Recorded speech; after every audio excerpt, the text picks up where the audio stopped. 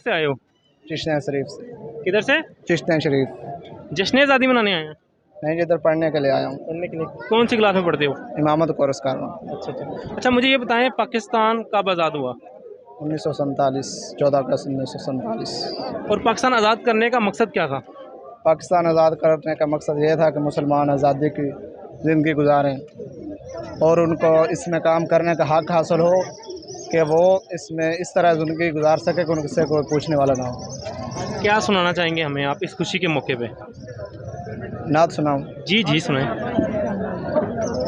सल्लल्लाहु अलैहि या रसूल अल्लाह,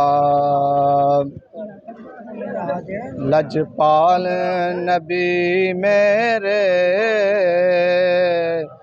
दर्दां दी दवा देना, जदों वक्त निज़ाया वे, दामन दी हवा देना। मैं नात तेरी पढ़ना,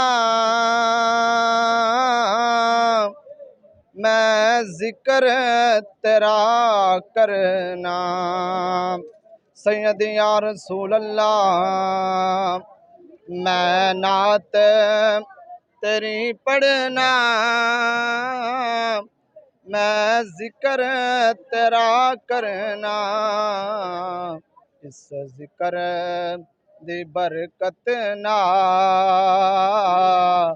मेरी कब्र वसा देना।